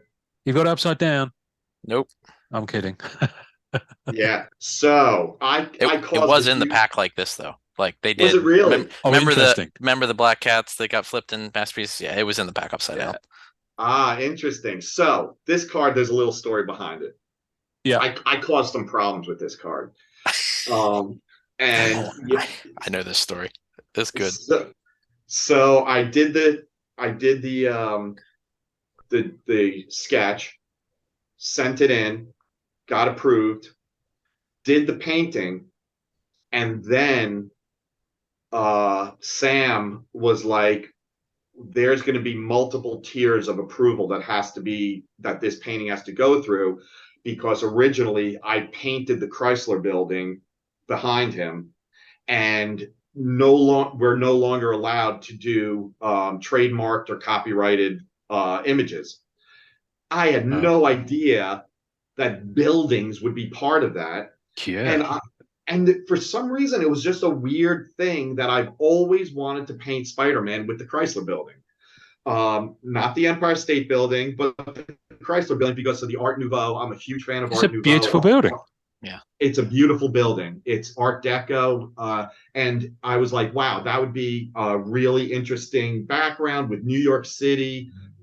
Growing up right outside of New York City, I wanted to do that landscape. So I did this and and then Sam was like, oh boy, okay, we have to go through there was a whole legal department, not just Marvel approving it, not just Upper Deck approving it, but they had to go through Marvel's legal department. And though I waited, I mean, I think it was a couple of months of approval before I finally got the word that it's not good. I had to go in and actually change the structure of the building so that it wasn't technically the Chrysler Building. It wasn't technically the Empire State Building. And so what we decided was to take those archways, the design from the Chrysler Building, and square off a bunch of those archways. And yeah, it's so all yeah, Gotcha. exactly. So there's elements of Chrysler Building, there's elements of Empire State Building, but it's not any of those buildings. It is a somewhat generic building, and finally it got approved, but it took a long time before I was able to. Yeah, it was a long time, and I felt so bad that I mean, it just put unnecessary layers of approval on the card. Fortunately, it was Spider-Man, so it was worth it was worth it. It wasn't, a more obscure character. That's like, oh my God, why did we do this? Yeah. And you actually, toughed it out and did the webbing. And I did the webbing. Yep. And actually, I have to say, in that card, I even enjoyed it somewhat. So yeah. Well, there you go. There you go. And I did want to do something a little bit different. I thought it would be kind of fun and interesting to have them upside down. And so, and of course it creates a little bit of, yeah, exactly. That is lovely. I've got, where are they all? I've got my black cats here somewhere. So, I can't, I've lost them, and my black cats have disappeared.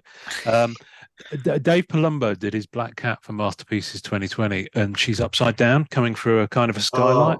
It's here somewhere. I don't know where they've all gone. Anyway, she's upside down coming through a skylight. And when I got one of the printing plates, because they not every set, they've done it with this set, they released them and they put them in the packs. And for a character collector, that's an essential to have at least one of the printing plates. I mean, all four if you can get them, and that's a bit of a challenge, and I've done it on a number of occasions. But for Marvel Masterpieces, I got the printing plate and the sticker on the back that says 2020 Masterpieces Black Cat, card 23, magenta or whatever it is, was on the wrong way around, because whoever had put the sticker on had looked at it and gone, oh, okay, it's got to be that way around. So it's just quite funny.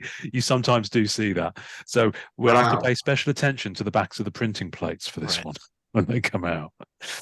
Yeah, that's cool. That's interesting. And I knew it was gonna cause some kind of like a little bit of interest and issues or whatever with people and saying, but I like the fact that it kind of does work both ways, upside down and right side up.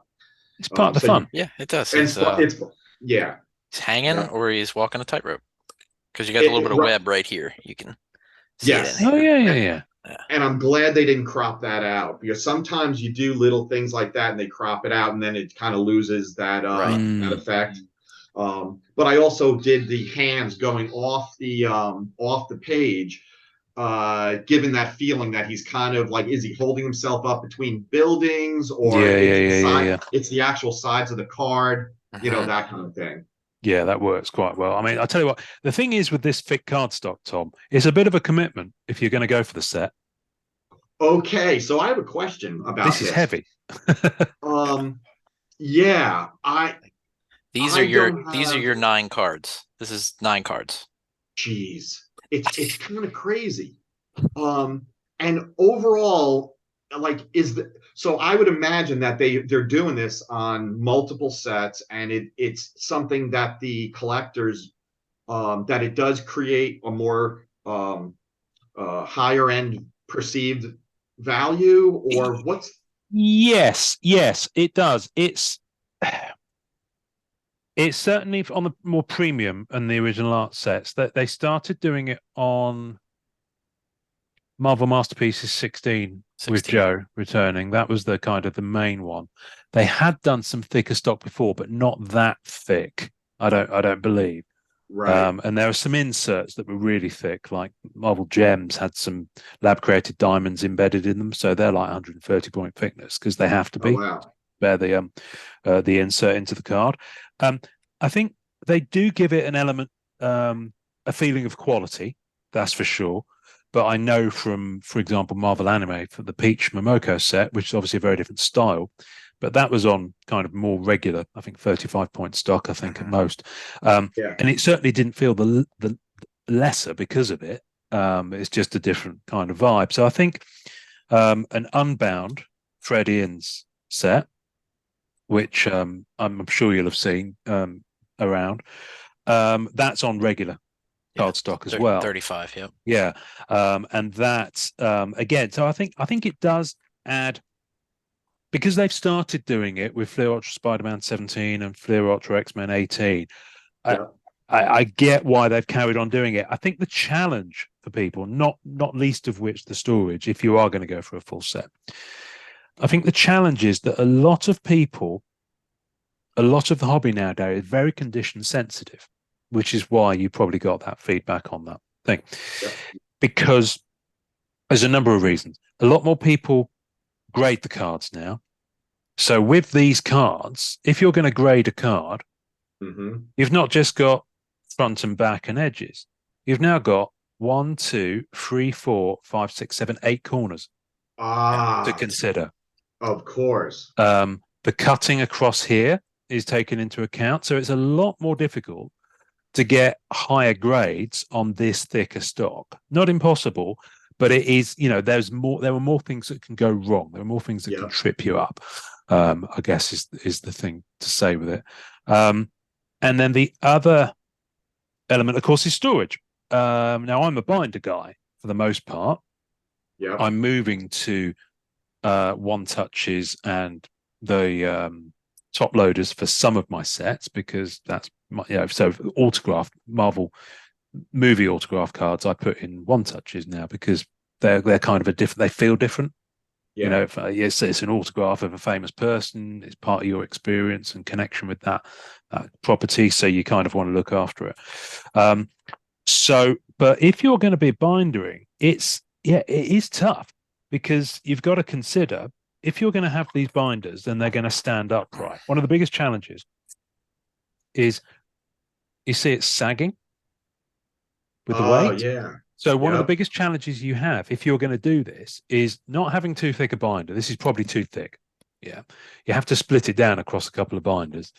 Okay. Especially if you're going to go for the parallels as well.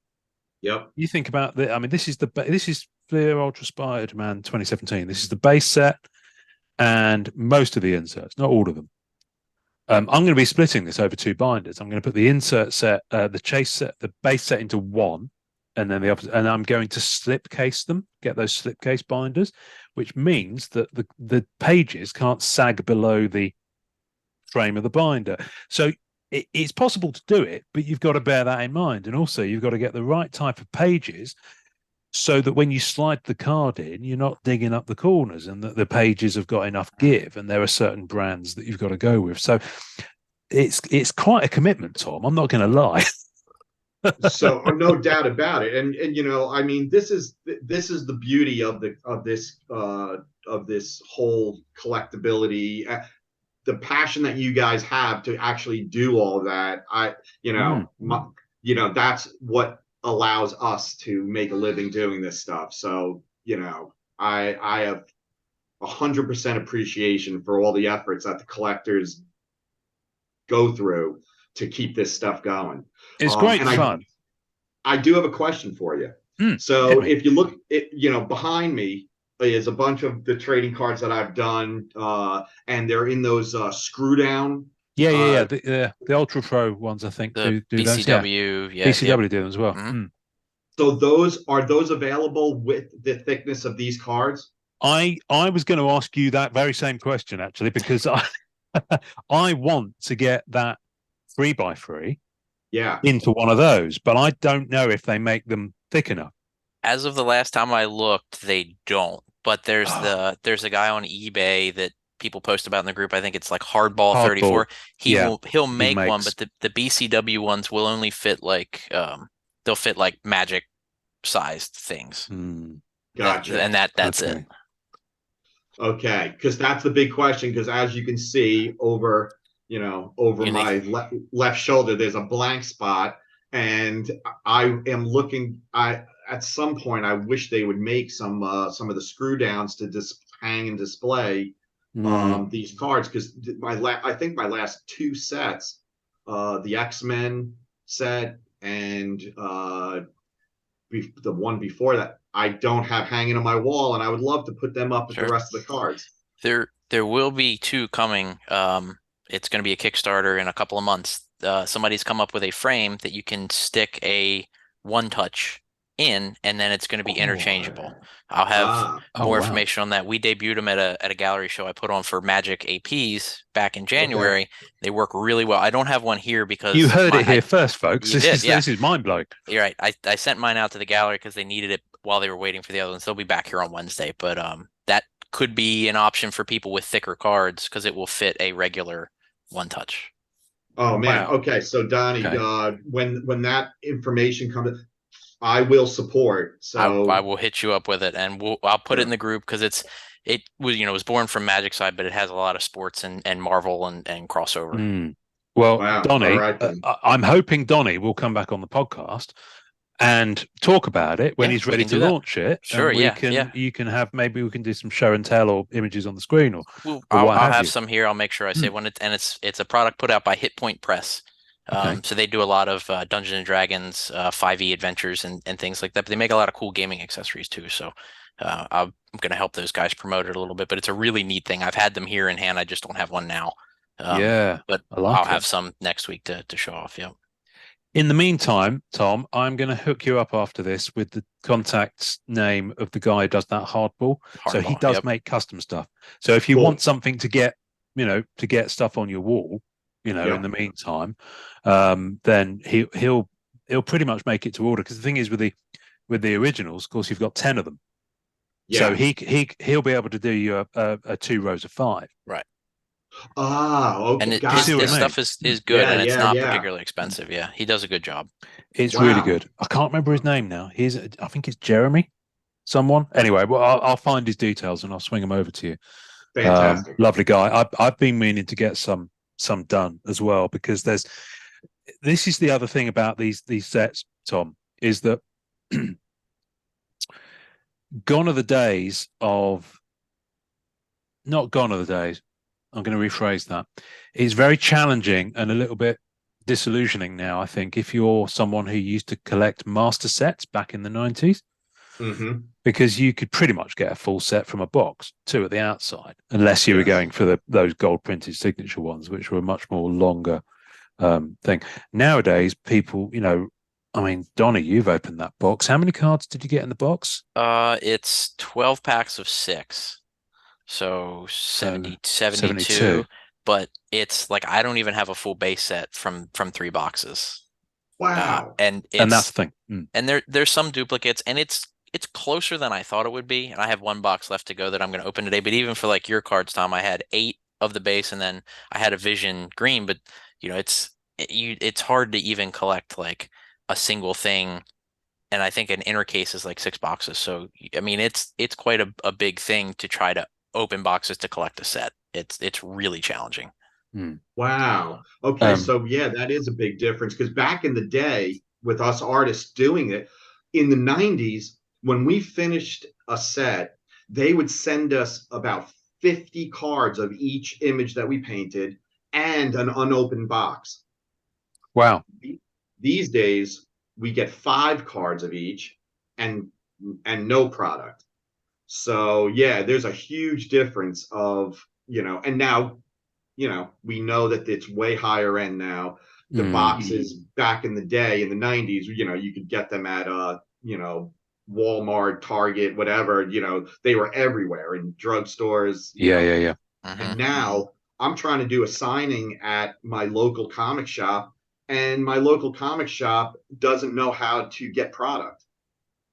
So, and I've been in touch with Upper Deck, and it's very difficult. I'm trying to get information of how to, how to get product for my local comic shop, and struggling. It's challenging. It's challenging. I mean, sorry, go on, Don. Even for where I live in Maryland, there's one store that can get the Upper Deck sets regularly, and it's like an hour. So I literally have to drive an hour each way to pick up my stuff. And they're a wonderful store. They they'll hold it till I can get there on the weekend, kind of thing. But that's it. I mean, even I live right on the Pennsylvania border. There's just not. It's really hard to get cards if you're not buying them online. You try to support your local place. Yeah. It is challenging. One of the things they are starting to do again, Tom, and they've started this about 6 months ago with Spider-Man Metal Universe, and they've done it on a couple of the MCU Disney Plus shows, WandaVision and Falcon Winter Soldier. This one, they are releasing blasters into Target, and you can also buy them on the Upper Deck website. So for about $30, you can get, I think it's 3 packs within the blaster, and it's 6 cards, and of course because it's thick stock, that'll fill up the room in there. So that might be an avenue for you, Tom, if they want to get some stuff in. I know it's not ideal, it's not the full hobby box, but it's the same product just in a smaller configuration. Okay, that's worth looking good. Into. But one of the things people do now is people that get much more creative with how they collect. So some people will go after a particular insert set.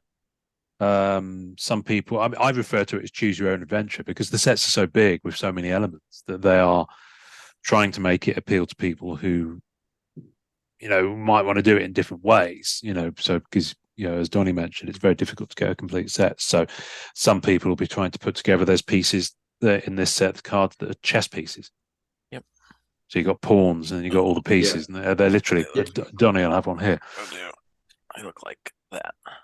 They're die cut, which are really cool. Yeah, but this set is huge. Like there's a ton of insert sets in this. It's gigantic, and subsets within the insert sets, and it's parallels and limited versions of them, and then there's acetate versions of. Animation cell versions of the main base card art. So if someone wants to collect all of your pieces, Tom, they could do it and then rainbow that and end up with 60, 70 cards. Wow. Just of those pieces of art that you did for the 9 base cards. Jeez. All right. And then they've got the autograph versions to go for as well. It is a commitment. So, I personally speaking, I'm much more choosy now because I've only got so much space to store these things, but there are some sets with this original art that you just have to get at least the base set of just to have that art. So Marvel Flair is one.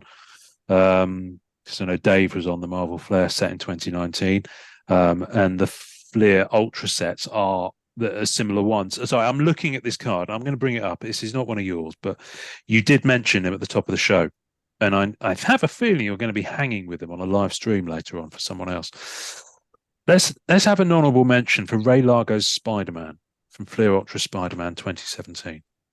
Yep. Because that for me that's in my top 5 ever Spider-Man cards. I just think it's a stunning card. Ray's awesome. Ray's, man. Yeah, he really he's top notch. It's such a lovely card. He is on my wish list for this show. So, and we've tried to sync up a few times. So hopefully we can have him come on and talk to him, and he'll be like, "Oh, that Tom Fleming, I can't stand the sight of." No, he won't say that at all, I'm sure. But I do want someone to come on the show once and actually say, "Oh yeah, this such so and so here," and spill some of the beans. But I'm sure it's not like that at all. Are you back out doing cons again now? Are you back up and running with those? Oh yeah. Yep, back up and running at cons. This year I've actually added I added some more cons. I started really, really kind of going down to just the big ones: Dragon Con, Ilux Con, with IX now. Yeah. Galaxy Con Raleigh, which is kind of like my back, like very close to. It's only a couple hours from my house. And Awesome Con in DC. And I've added a couple of smaller ones this year. I'm going to be doing GalaxyCon Richmond in a couple of weeks, actually. Okay. So I'm looking. Yeah, that's going to be my first show of the year. March. It's at the end of March. I think possibly the last weekend of March. And then then we get up and running with the once the spring and summer hits. And I love doing conventions. A lot of artists, complain about it. It does take time away from the drawing table, but I love talking to people. I love being able to meet the people that are supporting my career, and I can't tell you how much appreciation I have for all you guys out there. So yeah, the conventions. I don't do commissions anymore. Conventions, because I do not want to have my head down, feel like deadlines. I want to be able to interact, and that's why I'm there. So to me, it's like, okay, I'm selling prints, I'm selling stuff, and I'm making, that it's the prints are taking care of it. I don't need to, sit with my head down and just draw and ignore the people that want to talk. Yeah. Yeah. No, that's cool. I went to my first ever US con last year in Boston, and it was just a beautiful experience. So I'm keen to repeat it. Keen to repeat it. I think that was more of one of the shoulder to shoulder ones that you mentioned at the start of the before we started recording. But I did get my photo with Jonathan Frakes from Star Trek, so I'm a very happy man for that. Right. And I did meet. Who did I meet? I met Renee Witterstatter, who we subsequently had on the podcast. I met Joe St. Pierre, and I met Joe Rubinstein as well. So yeah, all right, I had a awesome. great time. I came away with some beautiful pieces of art and some beautiful prints. Yeah, and all those people, that's also the nice thing. So as you're saying these names, we don't, a lot of us artists are sitting in our studios alone, not interact, and it gives us a chance to have that camaraderie, talk shop, do some do some complaining about the industry, sharing sharing our both good and bad, and whatever. And there's some conventions that you only I only get to see some friends once a year at certain conventions, and I really look forward to that. Yeah. No, that's cool. That's cool. Are they now? This is kind of a lead in to what I was going to give you an opportunity. So tell people where folks can find you online. And my follow-up question would be, do you put your convention appearances on your online presence so people know where they can? Okay, so yeah, I do, and I know I desperately have to update my website, my appearance page. That needs to be done, and now that you say that, I'm going to do that as soon as we get off finishing up with this talk. I do have to, because there was conventions that I've added that I haven't updated my website. Gotcha. But generally, most of my announcements, I don't do quite as much on my website as I used to. It's all Instagram and Facebook for the most part. I have 2 pages on Facebook. Before I had the professional page, The Art of Tom Fleming. I didn't realize that you can do this. Was back in the day when Facebook was really just starting to grow and everything. And I had my personal page, and they max you out at 5,000 friends. Friends, right? Yeah. I don't do anything personal on social media. It's all about the art, and I don't get into any of that, any politics or any kind of conversation. It's all about art. That's my only interest on social media. And so I maxed out the 5,000 friends, and I leave a slot of, I think, around 10 to 15 open for for professionals, like, like I know we're connected. But yeah, if there's ever editors, art directors, or professional, where I don't want to be maxed out, I want to add them, because I get way more interaction on my Tom Fleming page for some reason than my Art of Tom Fleming page. And the Art of Tom, I think it's probably because one's a personal profile. Yeah. And Facebook always prioritize personal connections. Always. It's something to do with their authenticity algorithm or whatever it is. Oh, okay. Then that's the answer. That's the exact reason why. The Art of Tom Fleming is, I mean, I'm still getting some great feedback and interaction now, but the other one is by far more active. But everything I post is on both pages. And then on Instagram, I don't do quite as much on Instagram, but I tried to share all my Facebook announcements. I don't get as much interaction nearly on Instagram as I do on Facebook. But those, social media, and then a little bit of Twitter. Yeah. But the social media stuff is really working well. Facebook is by far number one, and now I even avoid eBay with the original art sales. I'm doing I did an experiment with my Wolverine painting from the 2017 set. Was that the Spider-Man? Yeah, that's the Spider-Man. Yeah. Yeah, I reacquired that painting by chance and did a organic live auction on Messenger. So that's the way I do it now, is on Messenger, and I set a start time and an end time, and usually it's like a Friday through a Sunday, and then noon on Sunday. I do that soft ending of, like, if somebody puts in, I don't want sniping. So if somebody puts in a bid, it adds 5 minutes. And if there's no bids by the end of the 5 minutes, boom, auction over. Gotcha. Yeah. Clever. Yep. Okay. And I announced all of that on eBay. I mean, on eBay, Jesus. On social media, on Facebook. And I always announce stuff on the Facebook groups, which has been huge. You guys have been awesome supporters of being able to get the stuff out there. And I'll, if allowed, I'll announce, I'm going to be selling the original Spider-Man painting first. Great. That's coming up. I was going to ask how you were going to do those. Is it going to be auction? But if you announce it, definitely promote it out to the groups. Yeah, definitely. Until there's a reason, I've compiled an announcement list of everyone that is interested, that's shown interest in original art. And I'll be blasting through Messenger and updating everybody and letting them know, like, hey, starting Friday at 7:00 or something, here's the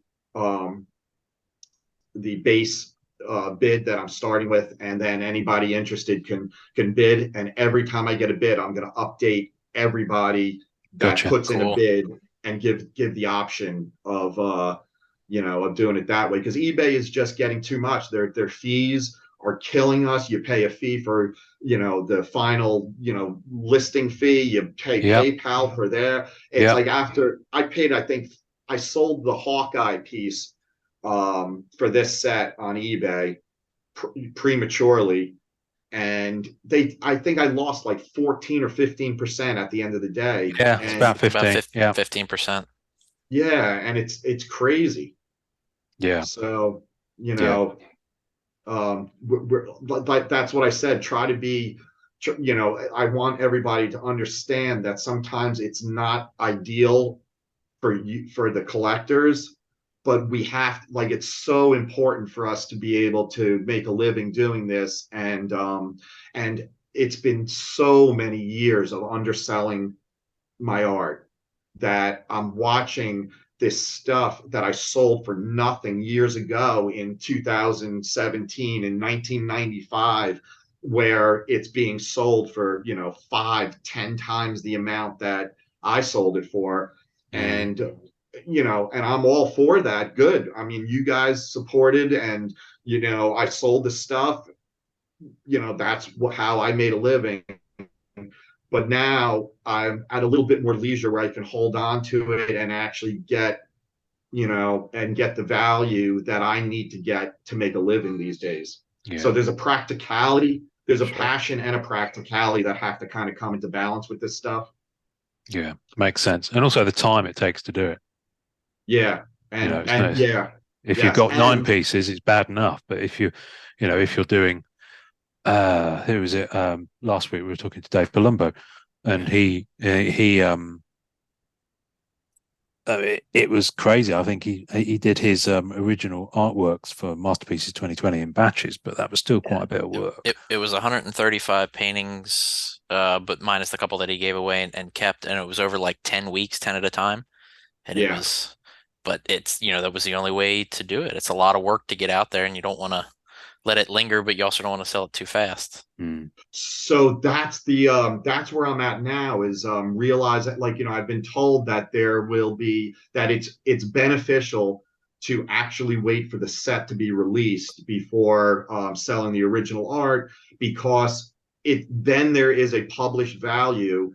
And if if the collectors are going to be investing this money in the original art, they want to know that for sure this is going to be released and is going to be an official piece.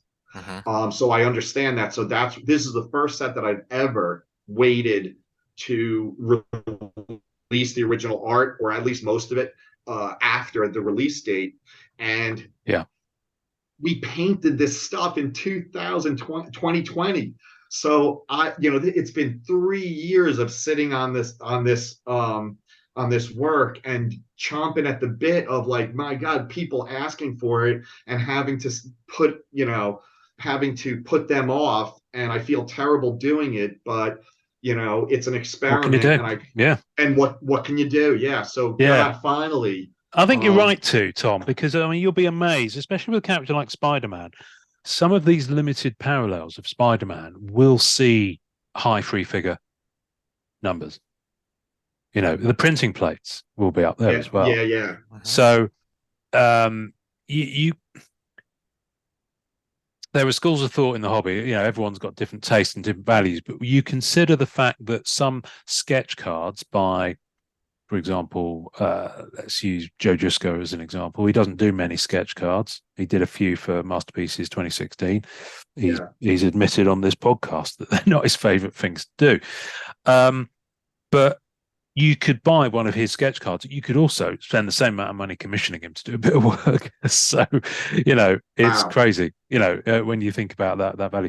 Just out of interest, have you ever tried sketch cards? Have you ever been asked to do them? Or is it too small for you?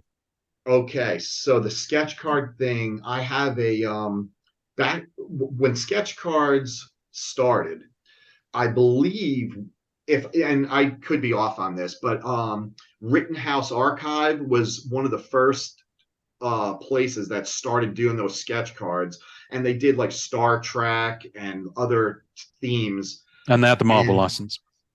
So yeah, so the sketch cards that I was offered back then, they were offering like $2-3 a sketch. And to me, that's just downright insulting.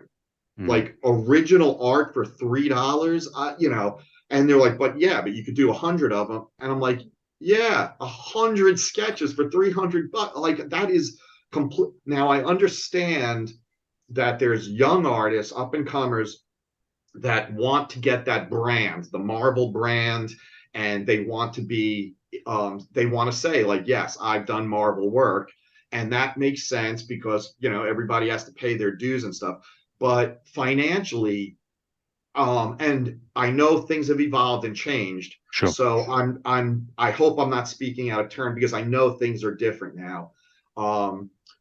It just never made financial sense for original art to do original art at the prices that I've been offered. So in this, I know that Upper Deck offered me an original sketch project to do a few, but I couldn't answer yes or no in time, and they were like, we literally need an answer right now, and it passed me by. Okay. So, which is fine. It was fine for both of us. They got out of their jam. They found an artist to do it, and I wasn't able to commit within a few hours, or within 24 hours. So I don't know. Like you said, like what does a Joe Jusko sketch card go for? You're talking well, and I know Joe's rates are higher than this, so it's probably the wrong example. But you're talking about 2,000-3,000. Okay, wow. Okay, that's yeah. Now I that's don't know pretty how nice. much.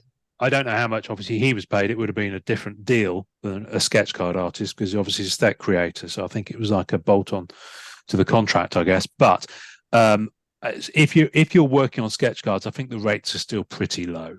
Yeah, to be fair, they're not much different for a lot of artists than what you described from way back then. That's different for everybody, but yeah.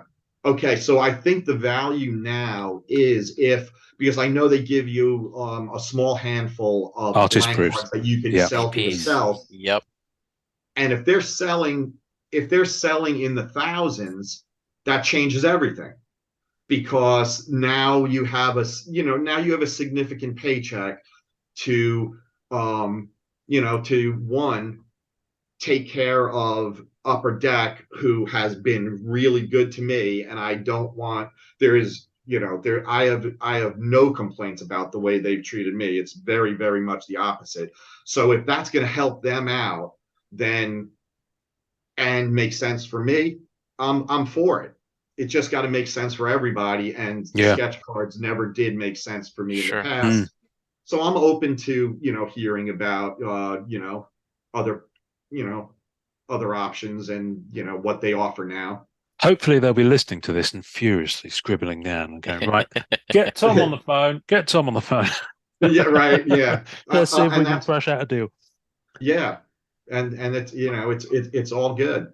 It's all good. I've rambled away. You've rambled away. Donny, did you have anything else you wanted to ask? Sorry, no, I've asked all my questions. I wanted to hear about card art. That's my jam. So good. Well, there you go. Yeah, I'll give you one quick story with card art, because you mentioned the what was it, 2018 Flair or 2019 it was. Yeah 19. Yeah. So you just mentioned that, and it triggered a little story, a memory. That said, I only had time to do 2 cards, and they gave me Venom and the Punisher.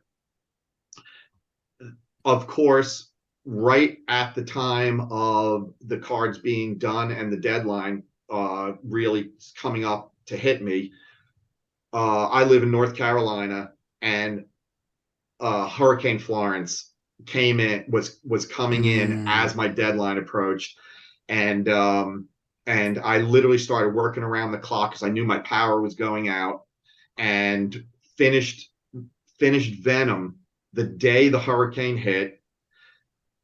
Did all hurricane prep and all that kind of stuff, and had to tip my in-laws came to stay with us for safety, and the power went out, and I wound up painting that Punisher card by candlelight and on my back deck.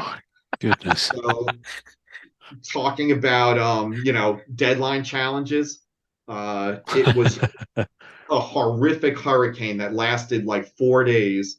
It was like moving at like 3 miles an hour and just lingered over Wilmington, drowned the city, and I finished that painting during the hurricane.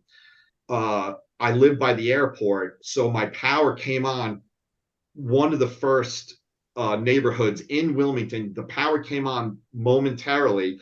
I literally ran to my computer, scanned it in, emailed the file to Upper Deck, and they responded like, I hit a deadline and they're like, we're watching the news and your city is underwater. What's going on here? How did And I was like, that's great. That's how serious I take my deadlines. I was that's that professional. I mean, that's how professional you are on a punishing schedule. On a Punisher by candlelight. Yeah. Punisher by candlelight. You're onto something there. We could do a thing about that. We could do a thing about that. That's good. That's good. Tom, thank you so much for giving up some of your Sunday. I know weekends aren't great for you, so I really appreciate this. And of course, daylight saving times for you guys. You've all lost an hour in bed. Yes. Oh my God! Yeah, I was up late last night watching the UFC fights and forgot that it was spring. Spring ahead. Forward. Lose that hour. Yeah. So yeah. Good. I'm glad we got this done finally. We've been talking for a while, and I know that it's been a little bit tough coordinating, but my appreciation goes out to everyone out there. Thank you for you listening, if you're listening right now, and making it possible for me to make a living doing this. We got you. Thank you, Tom. Blessed to have you here. Really appreciate it, Tom. You remember I asked you if you wouldn't mind signing off the episode? Did you wrote down 2 magic words, didn't you, sir? Oh, absolutely. And put all the important things in life aside and enjoy collecting. Hey, you heard the man. Go ahead and enjoy it. There we go.